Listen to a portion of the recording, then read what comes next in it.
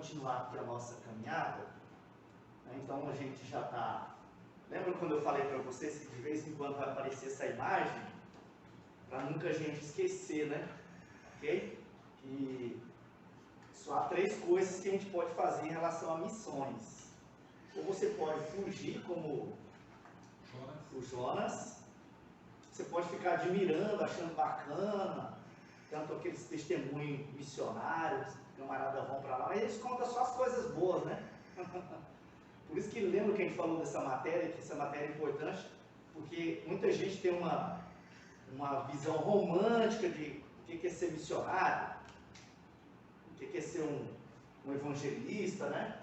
Então, você não pode ficar só admirando, contemplando a coisa, né? Mas tem muita gente que é melhor ficar só nisso, né? Ou você pode fazer algo, você pode se encajar, até porque todo mundo já aprendeu que cada um de nós somos missionários, né? Aonde a gente estiver, beleza, gente? Então, seja aí um missionário. Vimos essa coisa aqui também, ó, que a antropologia é o estudo, é o exame, a análise do homem. Mas a nossa antropologia deve ser o quê? Bíblica. Ok? Lembra que eu falei para vocês que nós vamos estudar antropologia, mas daquilo que foi revelado na Escritura sobre o homem. Ok? E o que foi revelado? A nossa antropologia é essa aqui, ó. É criação, rebelião e redenção. Ok? Então vamos aprofundar aqui. Outra coisa que sabemos é que, como salvos, somos embaixadores de Cristo, né? E recebemos o ministério da reconciliação. Não esqueça disso, irmãos. Nós temos o mesmo ministério que Jesus. Ok? Jesus veio para reconciliar o homem com Deus. E em Cristo nós recebemos também esse ministério. Então nós somos aqueles que vamos para quê? Para que as pessoas se voltem para Deus novamente. Ok? Então, quando você olha para isso aqui, você vê, ó, que nós vamos para as mesmas pessoas que Jesus foi. Nós temos que ter a mesma mensagem de Jesus e nós temos que ter o mesmo objetivo, que é trazer essas pessoas de volta para Deus. Ok? Então não podemos esquecer disso. Tranquilo? Então nós somos missionários, gente. Então, aqui que nós precisamos entender, ó. Ou nós nos conformamos com a cultura onde nós estamos, ou nós transformamos a cultura. Entendeu? Então isso é muito importante, eu entender que eu tenho que transformar, eu não posso me conformar com esse mundo. Lembra que Paulo falou isso em Romanos, né? Porque nós temos a mente de Cristo e essa cultura que nós temos hoje, ela está deturpada, ela é contra Deus e as coisas de Deus, e nós temos que mostrar isso. Eu lembro que quando o João Petrecelli foi para o Chile, gente, não sei se vocês sabem disso, mas o Chile, a cultura é assim, é igual os índios, as mulheres é que tem que fazer as coisas, né? E lembra que o Chile é muito frio, né? Então, o João vai contar que quando ele chegou lá, então quando é época do friozão, assim, então as mulheres saíam para trazer alimentação para casa e o marido ficava em casa, né? Aí ele começou a mostrar para os homens da igreja. O João fez uma verdadeira revolução no Chile, tanto é que até alguns missionários que estavam lá, e pastores de igrejas outras, que até tinha virado já igrejas liberais, entendeu? Começou a perseguir o João, porque o João começou a estudar a escritura com os homens, e aí começou os homens a entenderem que eles que são os cabeças é o cabeça da família, ele que tem que ser o provedor, ele que tem que correr atrás, entendeu? Então teve uma maior crise, entende? Então nós temos que começar a entender, gente, ó, olhar para a escritura e falar, e aí, gente, como é que é esse negócio aqui? Não é? Então, não sei se vocês sabem disso, mas quando o William Carey foi para a Índia, ele começou a estudar até a própria constituição do país, porque tinha um costume lá que, se, por exemplo, o marido falecesse, a mulher tinha que ser morta junto, né? Então, a viúva, para não ser peso para os outros. Aí ele começou a olhar e descobriu que o próprio costume deles e as leis deles não dizia isso, mas o pessoal estava tão já acostumado com a tradição que fazia isso. E ele mudou uma cultura inteira, né, gente? Então, tem que lembrar isso aqui, nós somos transformadores da cultura. Então, por isso que agora nós vamos ver Jesus, o modelo nosso vai ser Jesus, e como é que ele se portou diante da cultura onde ele estava. Né? Então, o William Carey pegou a própria Constituição do país e as próprias leis e foi estudar com os mestres da faculdade e provar para os mestres. Daqui umas horas os caras estavam, cara, eu não tinha visto isso, eu não tinha percebido isso, entendeu? Então é aquela coisa, gente, você também não vai ir de qualquer jeito, né, cara? Até porque você vai mudar uma lei, mesmo que ela seja formal ou informal, como é os costumes das tradições locais, demanda tempo. Exatamente. Gente, mudar uma tradição é difícil. Lembra que Jesus morreu por causa de quê? Né? Assim, entre aspas. A cultura. Você vai ver que os próprios religiosos, eles entraram em crise, porque os caras estão acostumados com algumas coisas. Aí Jesus diz, gente, olha, vocês ouviram o que é isso, mas não é isso. É assim. Os caras não entenderam bem isso. Entende? A coisa eu vos falo, amai os inimigos. Entendeu? Então, porque os caras tinham pego e encaixado um trem que não estava na lei, entendeu? Você pode ver assim, ó, e às vezes o cara entendeu a lei errada. Lembra a questão até do adultério? Aí Jesus vai dizer, cara, mas o mandamento é muito, tem uma dimensão muito maior, não é só o ato físico de adulterar. Lembra disso? Ele vai dizer, olha, se você olhar com uma intenção impura, você já adulterou, né? Então, você vê que está fazendo, mostrando para os caras que eles entenderam o mandamento equivocadamente, entendeu? Então, ele vai ter que levar os caras a fazer uma releitura daquilo que eles já leram, entende, gente? Então, por isso que você tem que estar bem preparado, né? Então, foi isso que a gente falou ontem, muita coisa, que você não pode ir de qualquer jeito. Não é você chegar e só achar que... E o julgamento não muda, né? Na realidade, você vai comprar briga. Exatamente. Porque você imagina, gente, ó, você está acostumado com um sistema, aí vem um doido dizendo que não é bem assim. Vai contra o sistema. É igual quando Jesus operou milagre no sábado. Eu lembro do apóstolo Paulo. Aí o que ele vai dizer, gente? Vocês não entenderam, porque o dia é feito por causa do homem, não o homem por causa do dia. O que vocês fizeram? Vocês inverteram o trem, tá vendo? Então, eles vão ter que fazer uma nova releitura. Eu acho que Paulo, com os romanos, quando estava sendo perseguido, ele disse uma frase também, acho que foi ele falou assim, não se paga o bem com o mal, mas sim com o amor. Né? Então, assim, se você vai lá para um lugar, você quer evangelizar, você quer transformar, provocar uma metanoia naquela cultura, naquela civilização, primeiro você vai ter que entender, amar eles, para ganhar confiança, e aí sim. Por isso que ontem foi isso, assim, ó, qual é a importância da antropologia? Eu entender o ser humano, toda a estrutura dele, todo o costume dele, para poder... Então, nós falamos isso ontem, né? Uma das coisas que a gente faz é o quê? A gente já chega aqui querendo fazer o trem, e você nem fez o exame, né? Igual nós temos o exemplo do médico, né? Como é que o médico vai te dar um remédio se ele nem fez um exame para saber qual é a sua doença? Porque às vezes tem doenças que têm os mesmos sintomas, né? O caso, por exemplo, da Zika, chikungunya, como que é o nome?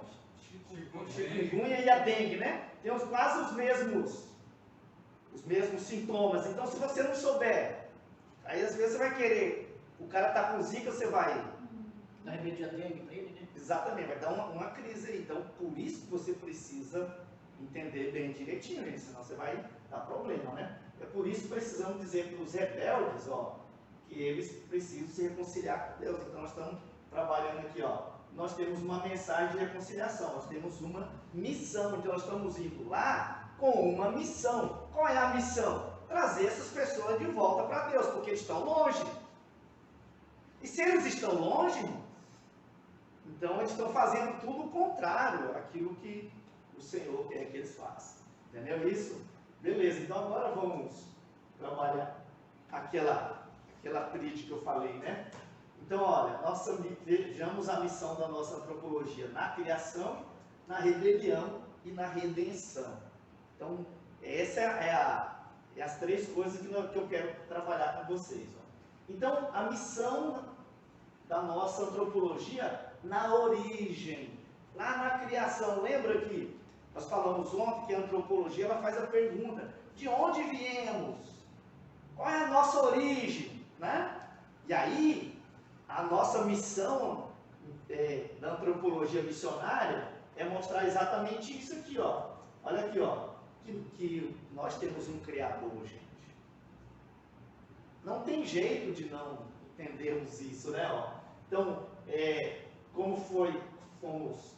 o homem foi criado, né? Quem ele é e para que ele foi criado. Então, existe um Criador que te criou por alguma coisa, não é simplesmente, né? Então vamos trabalhar algumas coisas assim, ó. Aqui quem ele é, né? Beleza? Então a primeira coisa que nós temos que quebrar na cabeça do pessoal, gente, é que todo mundo foi ensinado que nós somos um animal racional. Já viu isso? Aí tem que entender, irmãos, que essa ideia aí é daquela que o camarada veio de um animalzinho, daqui umas horas tirou o rabo e ele teve entendimento e pronto. Entendeu? Então para aí, opa! Calma aí, gente. Aí você vai ver exatamente isso aqui, ó. Não, você não veio, você não é um animal racional. Você, olha o que a Escritura vai dizer. Lembra que nós estamos falando daquilo que foi revelado, né? Você foi criado à imagem. Lembra que essa é uma das diferenças dos homens para as outras coisas. Porque as outras coisas foi criado segundo a sua espécie, lembra? Agora o homem foi criado segundo a imagem de Deus. Olha um negócio interessante, gente, que às vezes a gente não atenta, ó. Toda vez que você quer denegrir a imagem do homem, você chama ele de um animal. Você já percebeu isso? Você fala assim, ó, ô seu cavalo. Ah, você é uma cobra. Você é um burro. Você está vendo? O uso do animal é para te denegrir. Você é uma anta. Você está percebendo? Gente. E é interessante isso. É interessante isso, cara. Toda vez quando a gente entra em crise com a gente mesmo, a gente se compara com o animal. Você já percebeu isso? Como que eu fiz isso? Que burrice. Hã? Deixa ele vir. Nossa, eu não acredito que eu Nossa, fiz isso. entendeu? Sempre é assim, gente. Rapaz, Eu que fiz isso, eu sou burro, hein? Sou burro demais, né? Eu que fiz isso. São jegas, são Uma vez. você é um besta, você não sei o que, né? Então, perceba isso, gente. Isso é denegrir. Ok? Temos que lembrar exatamente. Ó, agora, uma coisa interessante aqui, ó. Porque a imagem, irmãos, ela te eleva. Por isso que você é superior às coisas da criação. Você é a coroa da criação. Porque você foi feito imagem. Ok? E a imagem tem a ver com o espelho. Tem a ver com o representante. Ok? Então, por isso que, para teologia reformada, e a Escritura vai mostrar isso, é por isso que a teologia reforma vai ensinar isso, né? É que nós somos o vice-gerente, ou vice-regente, né? Nós somos o gerente de toda a terra. Então, ó, nós estamos ali. Só que aí tem que lembrar, ó, a imagem tem essa coisa de te elevar, mas também a imagem diz, só que você não é Deus, cara. Nós estamos acima do animal e abaixo de Deus. Exatamente. Então, lembra disso, olha. Você é a imagem de Deus, você é o espelho. Ok? Mas você não é Deus. Então, fica no seu lugar aqui. Entende? Então, lembra disso aqui, ó. Você é criatura, não é criador. Você é servo. Você não é Senhor. Entendeu? Aí, antes de passar para aquilo lá, eu vou só colocar aqui, porque eu coloquei o atributo aqui, ó. Então, temos que lembrar disso aqui, ó. Então, o que é ser a imagem de Deus? É justamente isso. No que eu sou parecido com Deus? Nos atributos que Deus colocou em mim. Mas agora, por isso que eu coloquei isso aqui para vocês entenderem, ó. os atributos comunicados são esses, ó. Então é nisso aqui que nós nos parecemos com Deus. Porque isso aqui foi colocado em nós. Mas nós não somos igual a Deus, nós não somos Deus. Porque olha só, tem uns atributos que Deus não passou para ninguém. Entendeu? Então, o que a gente não tem, ó, gente? O homem não tem onisciência, ele não sabe de todas as coisas, ele não conhece todas as coisas. Ok? Ó, gente, ó, só Deus é onipotente, só Deus é onipresente, só Deus é independente. Só Ele não depende de nada. Nós dependemos de tudo. Nós dependemos tanto de Deus como das coisas que Ele criou. Você imagina você não ter água, né? Que é a Cris que estava conversando na bolinha, né? Cara, se você não tiver água, você está na roça. Se você não tiver comida. Entendeu? A roça tem, né? Beleza? Então, ó, só Deus é infinito, só Deus é imutável e só Deus é soberano. Agora os camaradas querem isso aqui para eles. Então por isso que eu estou mostrando, ó. Você tem que mostrar completo a coisa. Então você é a imagem, ó, te eleva. Então você não é igual à criação, mas você é superior à criação, você é a cabeça da criação, né? Você é a coroa da criação, mas lembre-se, você não é Deus. Você é submisso, você é servo, cara. Então tem que lembrar, voltando aqui, ó, gente. Então, ó, é exatamente isso aqui, ó. A Escritura, é engraçado isso, ó. A Escritura nunca coloca o homem como dono, como proprietário, como senhor de alguma coisa. Mas sempre coloca ele como gerente, como administrador, como mordomo, ok? E como servo. Tudo isso aqui é ser servo. E nós somos servos, nós estamos aqui para servir uns aos outros, porque nós somos servos de Deus e conservos uns dos outros. Então, quando eu estudo, você está percebendo a antropologia da Escritura, eu vou poder ensinar a pessoa corretamente. Você percebeu que a coisa tem dois lados. Agora, às vezes você quer só ver a coisa só de um lado, parceiro. Não.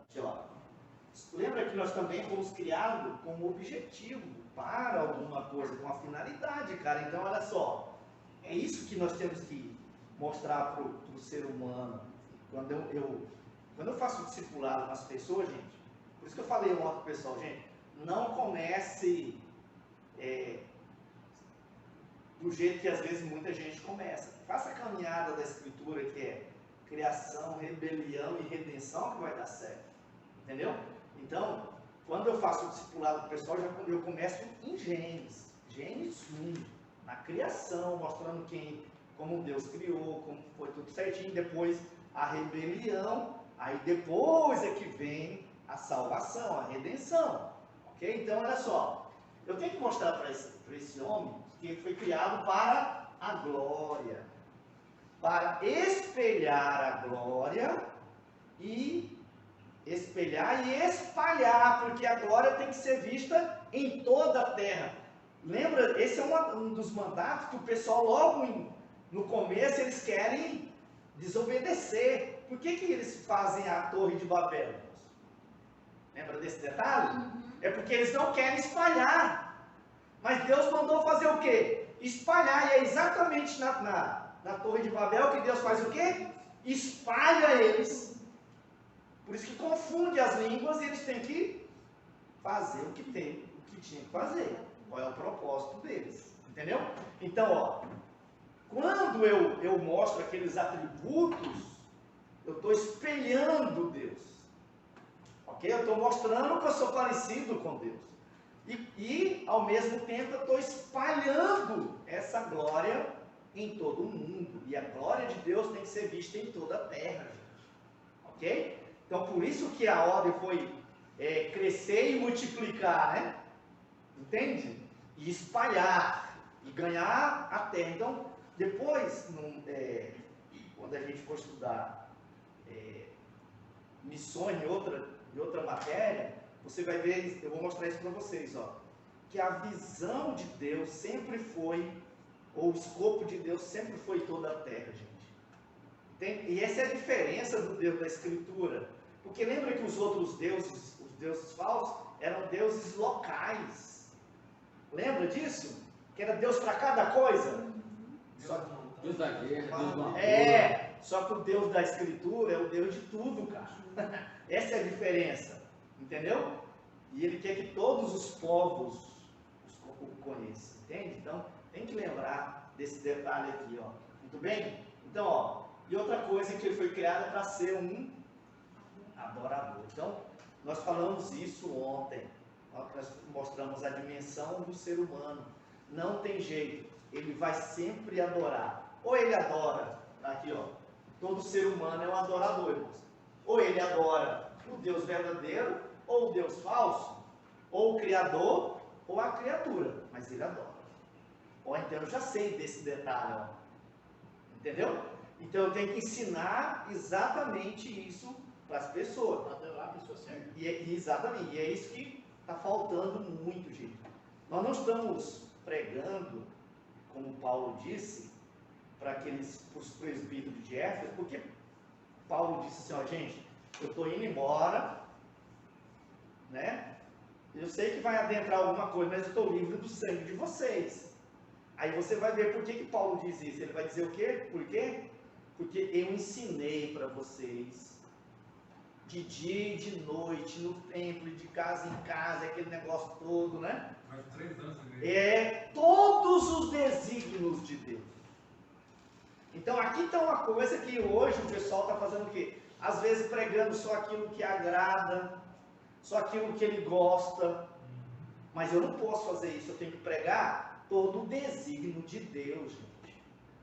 Eu tenho que ensinar para as pessoas todo, não é só um pedaço, né? Entendeu? Eu lembro que uma vez eu vi um pastor, não vou falar a denominação, né? Mas no capítulo 11 de Hebreus, pela fé, aí contou só as coisas boas que o pessoal fez pela fé, né? Só que lá também, a partir do verso 33 e 34 em diante, vai mostrar também que pela fé alguns foram cerrados pelo meio. Então não é só coisa bacana, gente. Entende? Também pela fé muitos morreram, muitos foram mortos ao fio da espada. Né? Então, eu não posso pregar só um lado do Evangelho. Eu não posso pregar só as coisas bacanas do Evangelho, né? Mas também tem que mostrar que aquele que tem que crer no Senhor vai sofrer, até porque eles foram salvos para sofrer, porque eles são co-participantes do sofrimento de Cristo, entendeu? Mas a Escritura também vai dizer como é que você tem que sofrer, qual o que o sofrimento causa em você, produz em você, quais são as atitudes suas em meio ao sofrimento, tá vendo?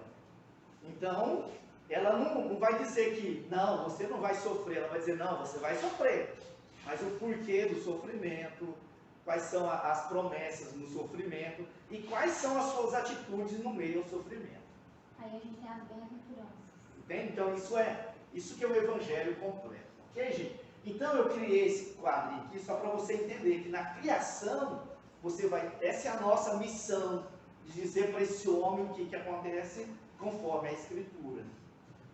Essa aqui é a nossa missão na antropologia na criação. Vamos ver agora a nossa antropologia na rebelião. Muito bem? Então na rebelião, gente, a nossa missão é mostrar que o homem ele se rebelou contra o seu Criador. Entendeu? Aí o que aconteceu? Então Deus tem que dizer para ele o que aconteceu, quais as consequências da sua rebelião.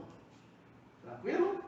E que ele precisa voltar, se arrepender, ele precisa se humilhar. Agora eu vou mostrar um negócio para você, cara, a redenção, como a redenção nos humilha. Por isso que a Escritura diz eu tenho que invocar, para ser salvo, eu tenho que invocar o Senhor, irmãos. E invocar é chamar para cima dele. Agora eu estou debaixo do senhorio. Entendeu? Aí agora você vai entender porque quando você é convertido, você tem que batizar em nome do Pai, do Filho e do Espírito. Porque agora você está debaixo do senhorio da Trindade. Entendeu?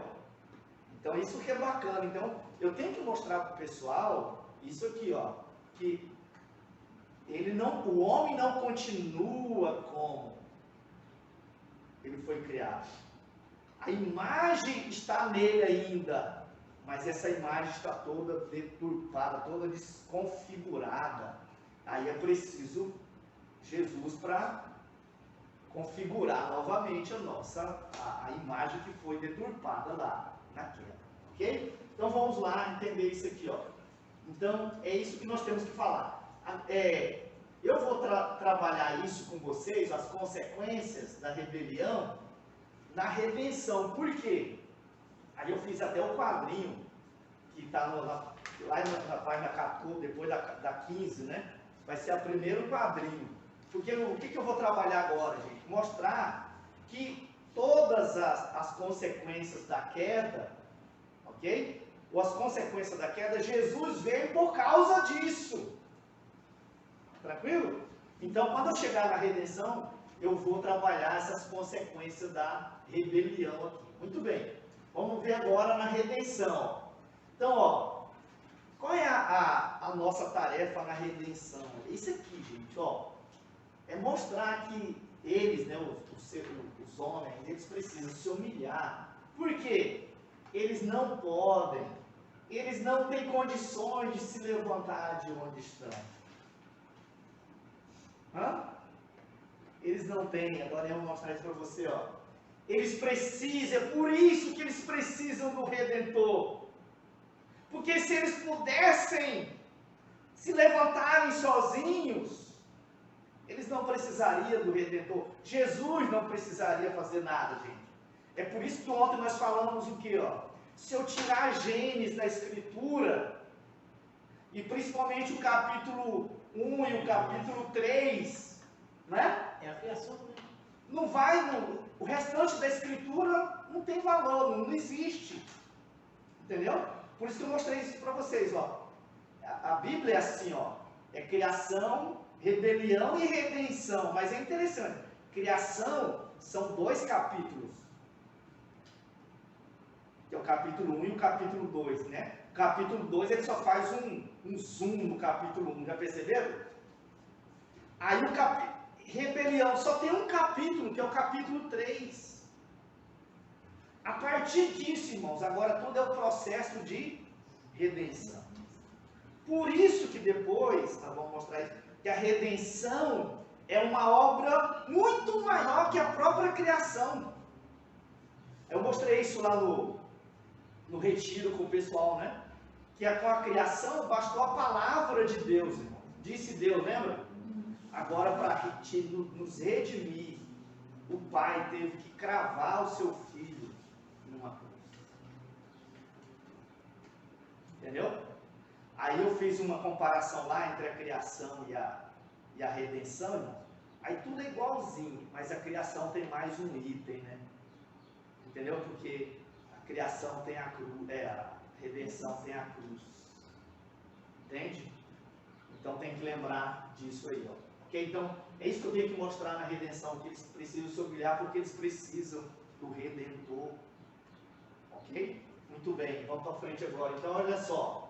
Então a nossa missão é proclamar a mensagem da cruz, irmão. Então na redenção, ó.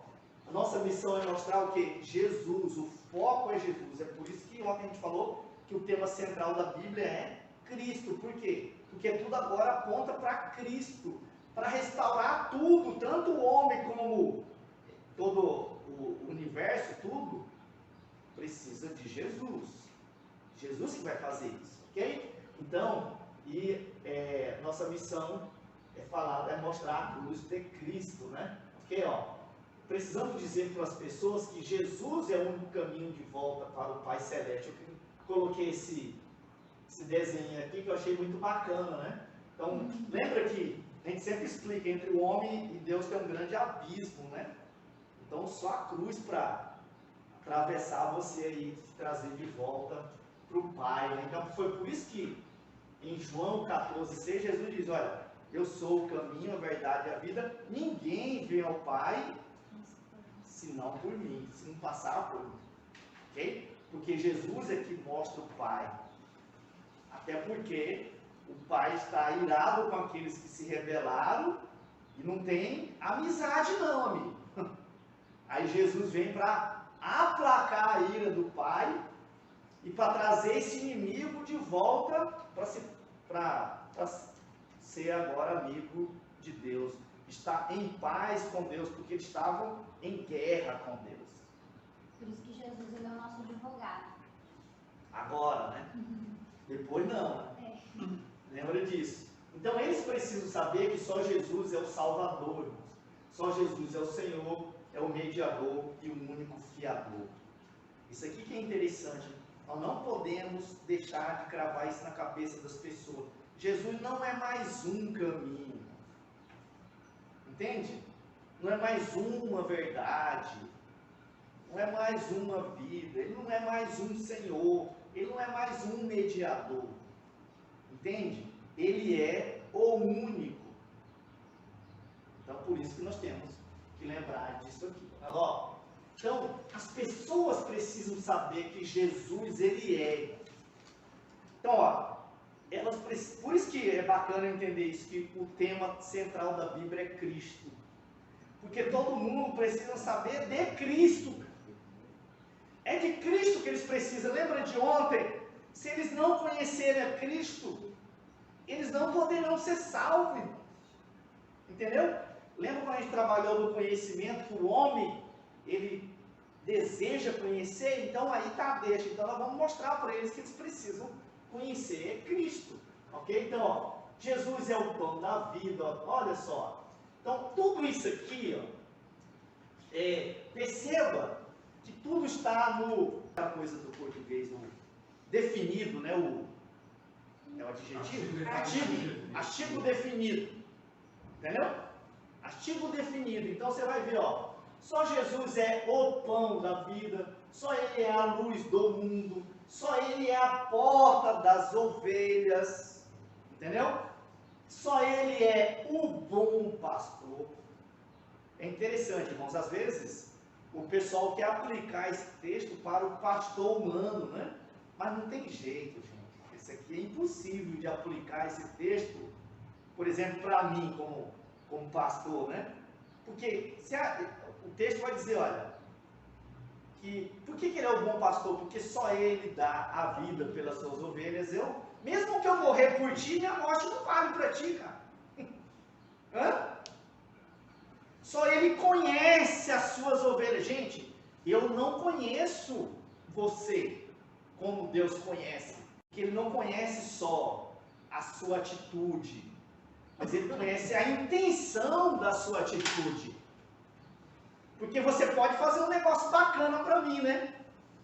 Mas e por trás dessa coisa bacana que você está fazendo para mim? Não existe. O que está? E eu não sei, eu não conheço a profundeza do seu coração, cara. Entendeu? Então, por isso que não tem como eu aplicar o texto de João 10, do bom pastor, para um pastor humano, irmão. Entende? Porque só ele não vai perder nenhuma só das suas ovelhas. Nós podemos, né? As ovelhas podem sair do nosso aprisco aqui, né? Mas do de Deus, do de Jesus, não tem jeito. Então, por isso que é interessante a gente entender isso, porque só pode ser aplicado para Jesus, e o texto é aplicado para Jesus. Entendeu? Então tem que lembrar disso aqui, ó. Então só Ele é a ressurreição e a vida, só Ele é o caminho, a verdade e a vida. Então o pessoal precisa entender isso aqui, ó. Eles com quem nós falamos e aplicamos o Evangelho, eles têm que entender isso. Entendeu? Por isso que eu tenho que saber desses detalhes tudo aqui, ó. Só Ele é a videira verdadeira, né? Muito bem, vamos para frente, ó. As pessoas precisam crer em Jesus como o Filho de Deus. Eu não sei se você já parou para pensar nesse detalhe aqui, ó. todo mundo que creu em Jesus, teve Jesus como Senhor e Salvador da vida dele, o primeiro entendimento que eles tiveram é que Jesus é o Filho de Deus. Por quê? Porque quando fala que Jesus é o Filho, isso está significando que Ele é Deus, está falando da divindade de Deus. Por isso que tem, na Escritura, Jesus é chamado de Filho de Deus e Filho do homem, já perceberam? O Filho do homem, essa é uma linguagem que está mostrando a humanidade de Cristo. Filho de Deus está aplicando para a divindade de Cristo. É por isso que Cristo foi chamado de blasfemo com o Sinédrio. Porque o Sinédrio falou assim, cara, ele está dizendo que é o Filho de Deus, ele está dizendo que é o próprio Deus. Então nós não precisamos mais de outra coisa, porque ele já blasfemou contra Deus. Perceberam isso? E aí todo mundo que está relatado na Escritura, que tem um entendimento, o primeiro entendimento é isso, Jesus é o Filho. Entendeu? Eu vou mostrar isso para vocês, Por que nós precisamos reconhecer Jesus como o Filho de Deus? Lembra desse texto aqui? Só voltar aqui, quando o carcereiro, ele vai perguntar, né? Quando há o milagre lá que dá um terremoto na prisão, a prisão se abre, né? E o carcereiro estava dormindo, acorda, e aí ele entra em crise, quer se matar, né? Aí Paulo grita de lá de dentro, dizendo, não faça isso, porque está todo mundo aqui. E ele se joga aos pés de Paulo, e Paulo então levanta e ele faz a pergunta, o que eu farei para ter a vida eterna? Aí o que Paulo disse? Creia no Senhor Jesus. Não é, olha, faça isso, né? Olha, seja bonzinho, faça umas boas obras que você vai ser salvo, né? Não, a resposta é, creia em Jesus. Só Ele pode salvar, até porque a obra já é prova da sua salvação, não é causa da sua salvação. Né? Beleza? E agora essa pergunta, por que eles precisam conhecer Jesus como Filho de Deus, irmão? Olha só. Vamos ler alguns textos aqui para a gente ter. 1 João vai responder muito bem esse detalhe aí. Vamos ver? 1 João. Vamos ver quem é que não conhece Jesus como Filho. Aí ele vai jogar bem duro nisso aí. Capítulo 2, verso 22. Olha, isso aqui vai contra os testemunhos de Jeová na lata, né, cara? Olha só. Quem é o mentiroso? Senão aquele que nega que Jesus é o Cristo. Este é o anticristo, o que nega o Pai e o Filho. Olha o 23. Todo aquele que nega o Filho, esse não tem o Pai. Aquele que confessa o Filho, tem igualmente o Pai. Ok, vamos para o 4:15. Aquele que confessa que Jesus é o Filho de Deus, Deus permanece nele e ele em Deus. Agora, o capítulo 5, verso 5. Cadê? Quem é o vence o mundo, senão aquele que crê ser Jesus, o Filho de Deus? Agora o verso de número 10. Aquele que crê no Filho de Deus tem em si mesmo testemunho. Aquele que não dá crédito a Deus o faz mentiroso, porque não crê no testemunho que Deus dá acerca do seu Filho. E o testemunho é este, que Deus nos deu a vida eterna, e esta vida, qual vida? A vida eterna, né? Está no seu Filho. Aquele que tem o Filho tem a vida, qual vida? A vida eterna. Aquele que não tem o Filho de Deus não tem a vida eterna. Estas coisas eu vos escrevi, a fim de saberes que tendes a vida eterna, vós outros que credes no nome do Filho de Deus. Viu esse negócio, gente? Então, ó, é por isso que a gente precisa mostrar para as pessoas, vocês têm que crer no Filho de Deus, ok? E João 3,16, lembra João 3,16? Todo mundo lembra, né? Que Deus amou o mundo de tal maneira que deu o seu Filho unigênito para que todo aquele que nele crê, nele quem? No Filho, tenha a vida eterna. Hã? Não pereça mais. Então perceba, gente, olha, Deus deu o Filho para que você creia no Filho. É por isso que em João, capítulo 6, o pessoal vai perguntar, Senhor, qual é a obra que a gente faz para agradar a Deus? Ele diz, creia naquele que Ele enviou. Essa é a obra que você tem que fazer. Entende? Isso aí tá bom. Beleza? Então isso aí é suficiente, ó. João 3,36, né? Lembra? Às vezes a gente só lembra do 16. Mas olha o que o 36 diz, irmãos. Esse daí é muito mais duro, né? O pessoal gosta só das coisas boas. Por isso, quem crê no Filho tem a vida eterna. O que, todavia, se mantém rebelde contra o Filho, não verá a vida, mas sobre ele permanece a ira de Deus. Então, gente, esse texto aí vai mostrar justamente isso, ó. A ira do Pai só sai de alguém se ela foi aplicada no substituto que é Jesus. Se você não tem o substituto, aquele que recebeu a ira em seu lugar, né, e por você, a ira continua sobre você. Entendeu? Agora, aqueles que creem, eles não estão mais debaixo da ira. Então, eles foram livrados da ira agora. E também, depois Paulo vai dizer que nós seremos livres da ira vindoura. Entendeu? Mas tem que estar no Filho.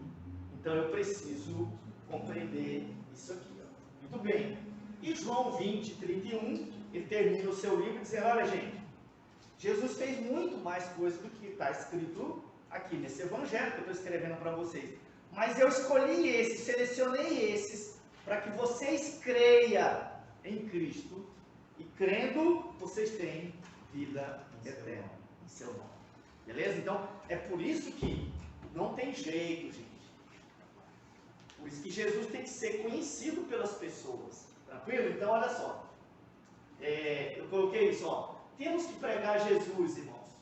Se eles não ouvirem, não poderão conhecer e crer no Senhor Jesus. E se não crerem, conhecerem, não poderão ser salvos. Porque a vida eterna é essa, que conheçam o Pai e o Filho. Lembra que nós já falamos disso ontem, aqui em João 17, 3, ok? Então, ó, se eles não conhecerem Jesus, eles não serão felizes, eles não terão alegria, eles não terão esperança. Aqui quando fala de feliz e alegria, irmãos, não é a felicidade do mundo, não é a alegria do mundo, ok? Mas é a alegria que só Jesus pode dar, aquela alegria que Pedro vai dizer que ela é indizível. Já viram esse texto? Que mesmo você estando no meio da guerra, no meio da confusão, isso não vai afetar você. Entendeu? Até porque a nossa paz não é paz que o mundo dá, mas é a paz que Jesus veio nos dar. Lembra que Ele é o príncipe da paz? Então, por isso que paz para a Escritura não é a ausência de guerra. Eu posso estar na maior confusão, até porque eu tenho 3 inimigos agora, eles vão fazer de tudo, mas eu tenho paz com Deus. Eu não sou mais inimigo de Deus. Entenderam isso? Então tem que lembrar disso. Então, quando eu estou falando de feliz, de alegria, é disso, ó. Eles não terão esperança. Por isso que Paulo vai dizer, olha, eles estão sem Deus e sem esperança nesse mundo. E qual é a esperança dos caras? Por isso que Paulo vai também dizer isso em Corinto, né? Se a nossa vida está somente...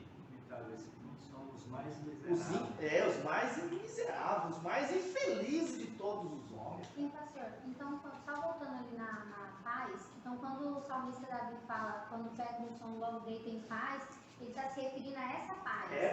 Até porque... Ele estava num momento de guerra. Tipo assim, confusão. Nossa, e os caras estavam atrás dele, o filho dele, aliás, com um monte de gente querendo matá-lo. Estava escondido. E eu logo me deito em paz, É. e durmo tranquilo. E durmo Então, essa tranquila. paz aí, Exatamente. É essa aí. Então o trem tá pegando fogo. e eu vou dormir porque eu sei que quem eu creio. Essa alegria é a esperança do porvir. Exato. Aquilo que me espera, né? Que é superior, gente. Então, essas coisas aqui não tem que ter crise, né? Passageira, né? Passageira. Por isso que a alegria, ela não está em algo que é passageiro. Lembra disso? Quando Paulo vai trabalhar isso lá em Filipenses? A minha alegria está no Senhor, irmãos. A minha alegria é o Senhor. Não é as coisas, porque se for coisas... Você imagina, eu coloco todas as minhas cartas na minha mulher e ela morre. Entende? Ou no meu filho, ou na minha fazenda, ou nas minhas coisas. Não, cara, tem que ser algo que não é perecível, irmãos. Natural. Que não é falível, entendeu? Por isso que a nossa alegria, e quando a Bíblia fala da alegria, é essa alegria no Senhor, a alegria do Senhor. Legal? Então tem que lembrar disso, ó. A esperança, né? Então, gente, é aquela coisa de Hebreus, que o pessoal vai contando as histórias e olha, e por causa que eles esperavam algo superior. Então, quarta-feira a gente estudou isso, né, no pessoal ali, ó. O nosso negócio está lá na frente, gente. O nosso alvo está lá, não está atrás. Por isso que se tem uma coisa que Deus proíbe, é a gente voltar. A gente não pode nem olhar, você imagina voltar. Por quê? Porque o que nos espera está lá na frente. Ó. Então o que determina o meu presente é o meu futuro, não é o meu passado. Entenderam isso? Aí todo mundo está lá e vai ter crise aqui e lá. Deus não lembra do seu passado. Entendeu? Deus só lembra Então tem que do lembrar você é disso, ó. hoje. O meu alvo está lá na frente. Por isso que Paulo vai dizer assim, ó, esquecendo-me das coisas que para trás ficam, prossigo para o alvo, a suprema vocação. Vamos lá. Então, sem Jesus a vida deles não terá sentido, irmãos. E eles não poderão desfrutar da vida eterna. Então, por isso que o pessoal precisa conhecer Jesus. E por isso que a gente precisa esquecer esses detalhes que não tem nada a ver e focar no detalhe, né? Jogar no detalhe aqui. Porque às vezes o pessoal fica frisando coisas que só vai tirar o seu sono, né? E aí perde a essência, né, da coisa. Então tem que lembrar disso aqui, ó. Muito bem? Essa é a mensagem que devemos anunciar, irmãos, que eles precisam nascer de novo. Lembra que esse aqui foi uma das coisas que Jesus falou para o Nicodemos? Ó, Nicodemos, você pode ser um mestre, você pode ser nascer de novo, nada. o cara aí dos fariseus, mas se você não nascer de novo, filho, foi interessante, você não pode ver o reino e você não pode entrar no reino. Por isso é que ele vai falar, importa-vos nascer de novo. Porque se você não nascer de novo, você não vê nem o reino e muito menos entra no reino, gente. Entendeu? Aí ele fica coisa. Exatamente, aí a doidura, né? Aí Jesus vai dar uma... E a Bíblia insiste em explicar o que é nascer de novo. Tem que nascer de novo, né? Mas a grande pergunta é o seguinte, que rola, o que é nascer de novo, né? Então, tem que explicar uma coisa, igual o senhor falou, né? Tem que explicar uma coisa para depois explicar a outra. Por isso que lembra que nós falamos ontem, ó, quando eu conheço a estrutura da pessoa, eu jogo uns negócios que eles são curiosos para eu poder explicar. Entendeu? Então ontem a gente mostrou isso, ó. Você gosta do corpo? Beleza, mas deixa eu te mostrar o que a Bíblia fala sobre o seu corpo. Você gosta de ser amado e de amar? Beleza, deixa eu te mostrar o que a Escritura fala sobre o amor para você. Você gosta de... Você fica na busca do conhecimento, quer conhecer, descobrir. Então vamos ver o que a Escritura diz sobre o conhecimento, cara. Entendeu? Da mesma forma aqui, ó, gente. Você quer saber como é que nasce de novo? Então deixa eu explicar para você. Aí por isso que muita gente acha que a conversa de Jesus com Nicodemos termina no 14, no 15, né? Porque ali tá Jesus e ele, depois é só Jesus explicando, né? Aí é só um monólogo. O Nicodemo sai de cena, aí o pessoal pensou que acabou a conversa com Jesus, com Nicodemos, aí não é, vai até no verso 21. Então por isso que não tem como cortar ali, tá certo, gente? Muito bem, então eu preciso dizer isso. E outra coisa aqui, ó, a mensagem, lembra que nós mostramos lá, eles se rebelaram e eles precisam voltar, eles precisam se arrepender. Arrepender é exatamente isso, irmão, da meia volta, ok? Muito bem. Ou chamado também de conversão, né? Então você está indo aqui e você volta, né? Ó, esse negócio do arrependimento, não, arrependei-vos, essa foi a mensagem, ó, dos profetas, essa foi a mensagem de João Batista, ó, essa foi a mensagem de Cristo, que às vezes o pessoal acha que Jesus não falou isso, né? Então até ontem a gente falou que quem mais falou sobre o inferno foi Jesus, irmão. Entendeu? Ó, essa foi a mensagem dos apóstolos. Aí eu coloquei ali, você vai ver a mesma coisa de Ezequiel, né? Que eles vão fazer essa coisa, ó. Então, ó, Atos, sempre dizendo arrepender. O que vocês vão precisar fazer? Arrepender-vos, arrepender-vos. Vocês têm que se arrepender, vocês têm que voltar. Porque, aliás, nós estamos com o ministério da reconciliação. Lembra disso, ó. Quer trazer de volta o homem. Por isso, olha só, eu falei para vocês, ó. Então, que eu ia voltar nas consequências da queda para fazer o link. Por que Jesus, para que Jesus veio? Então, eu vou ter que mostrar para o pessoal exatamente isso aqui, ó. Que o objetivo da vinda de Jesus é resolver o problema que o pecado causou, gente. Entendeu? Então, é isso que vai acontecer. Esse é um dos objetivos da vinda de Cristo, né? Então vamos ver, ó. Então vou fazer esse link na queda para a redenção, olha só. Então na queda, gente, o pecado causou o quê? Separação, afastamento. Por isso que a primeira coisa que aconteceu foi ele ser expulso do jardim, lembra? E colocado o querubim para não deixar ele voltar. Lembra disso? Beleza, ó. Aí Jesus veio para quê? Ó, olha que coisa interessante, gente. Jesus, o Novo Testamento vai nos mostrar que Jesus veio para trazer esse homem de volta ao Pai. Olha que legal, ó. Ó o resgate, ó. Beleza, vamos para frente. Na queda, o pecado causou cegueira, incapacidade do ser humano ver Deus como Deus é. Aí, olha a coisa que interessante. Jesus veio para revelar o Pai. E revelar o quê? Tirar as escamas dos olhos, aquilo que estava impedindo eles de perceber, de entender. Entendeu? Por isso que Jesus vai mostrar o Pai. E ele vem com o objetivo de revelar o Pai, de chamar a atenção para o Pai. Por isso que todo milagre que ele faz, o pessoal glorifica quem? O Pai, porque ele veio para glorificar o Pai.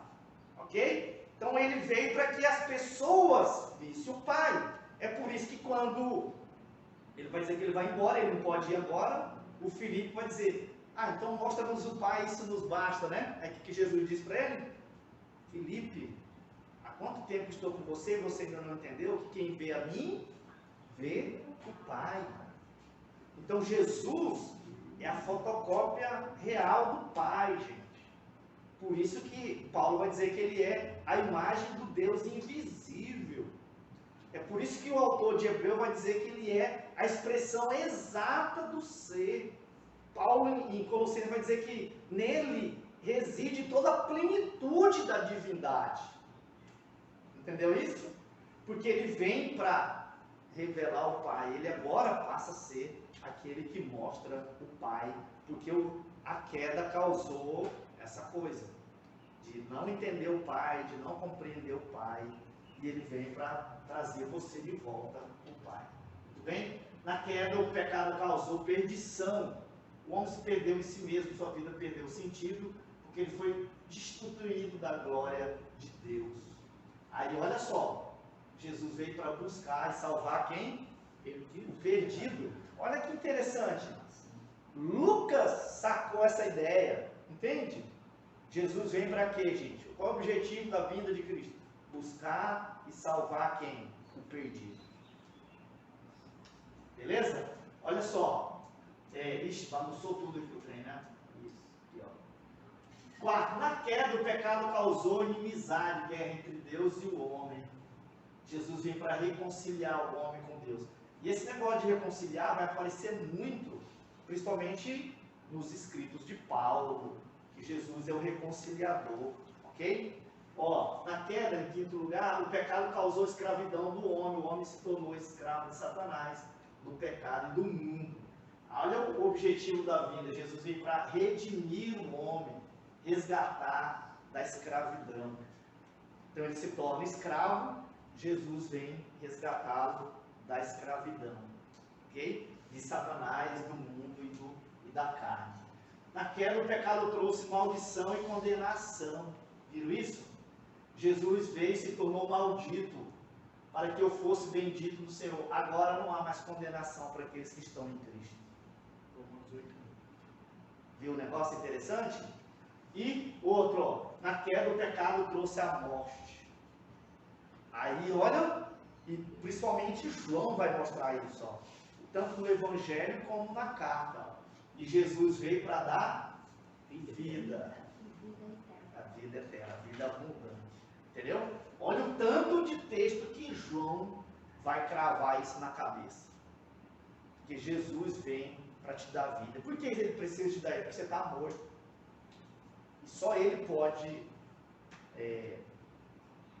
A voz dele é poderosa para dizer: levanta-te, sai da morte, né? Beleza, gente?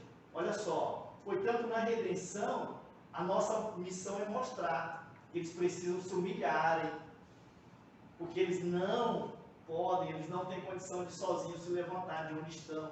Eles precisam do Redentor. Aí eu coloquei aqui, ó. E a redenção, irmãos, humilha tanto o homem. É por isso que o pessoal não gosta das doutrinas da graça, né? Porque aí eu coloquei esse negócio aqui para a gente entender, ó. Primeiro, olha que coisa interessante, cara. A redenção, a salvação, é a obra da Trindade. Você não entra com nada, você só entra com o seu pecado. Entendeu? Então, é engraçado isso. Vocês já perceberam, gente? Ó, na criação, onde o homem entrou na criação? Você vai ver só depois da criação. Até porque ele é o último a ser criado. Hã? Na redenção, onde que entra o homem na redenção, irmãos? Entende? Então, olha só. Por isso que eu coloquei esse quadrinho, ó. Na redenção, a obra é da Trindade. Então, ó, na redenção, na salvação, gente, ó, o Pai planeja a redenção, o Filho paga e o Espírito aplica. É por isso que eu preciso da obra do Espírito, irmãos. Porque a obra do Pai, que agora eu vou mostrar para você, ela é feita fora de mim. A obra de Cristo é feita fora de mim. Mas para valer para mim, essa obra tem que ser aplicada em mim. Então, por isso, olha só que coisa interessante, ó.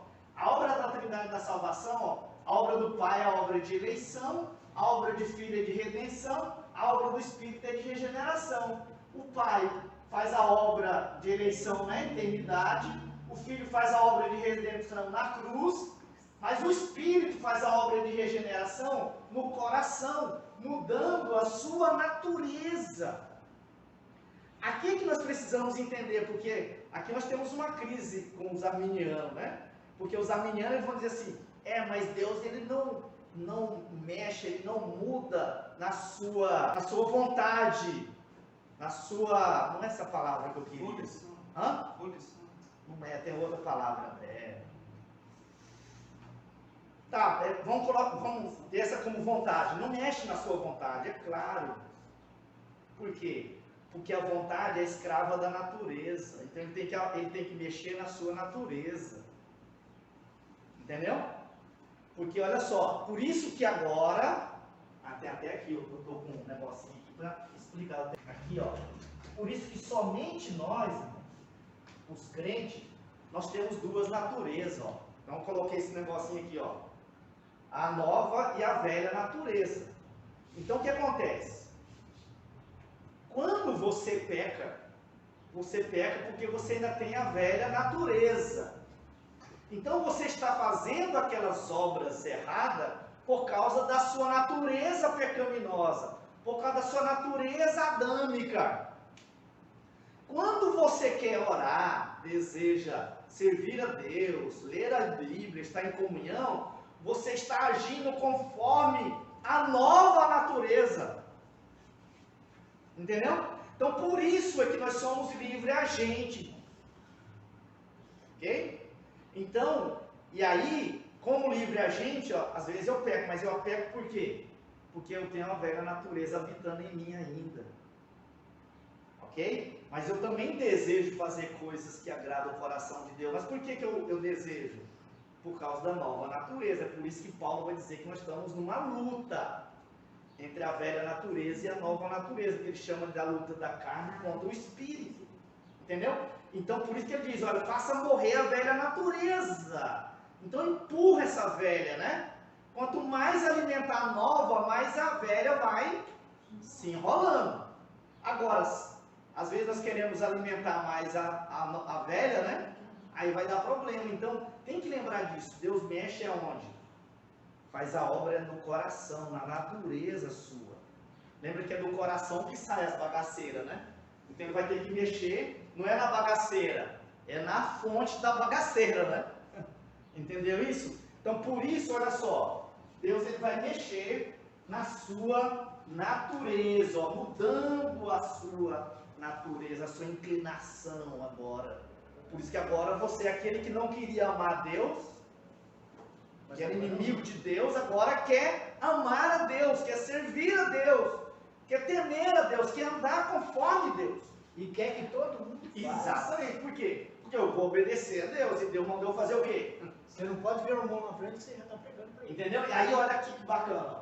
Essa obra aqui, gente, foi feita fora de mim, essa aqui também foi feita fora. Só aqui é que foi feito dentro.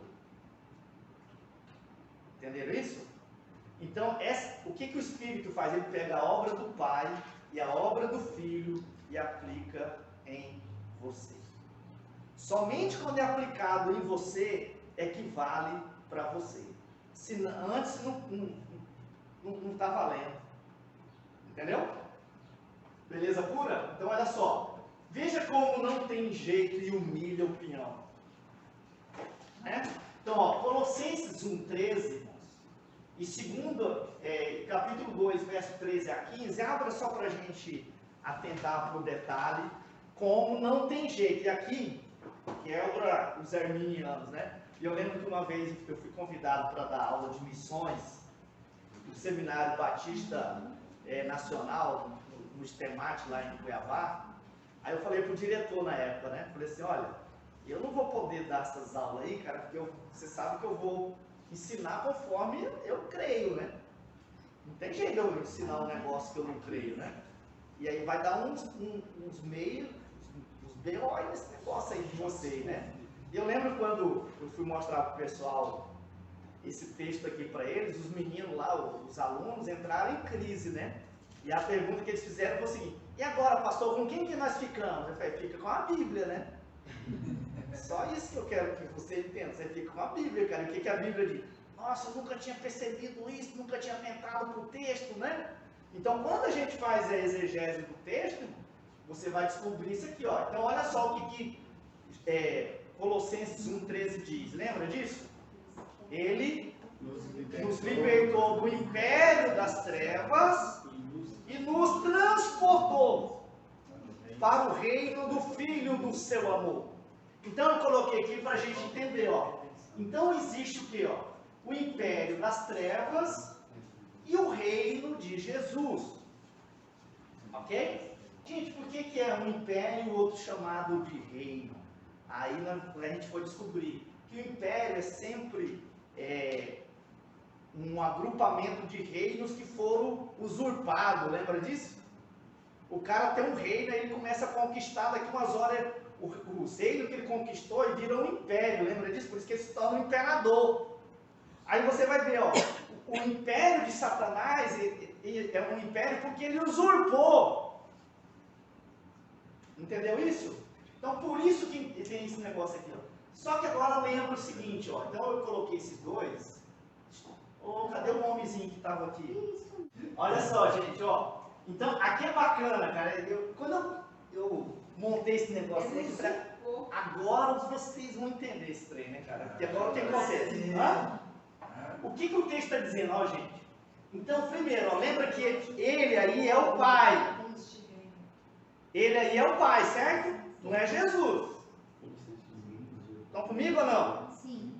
Porque eu fui transportado para o reino. Então, ó, ele me libertou e me transportou para o reino do Filho. Então, para aí, então quem é esse ele?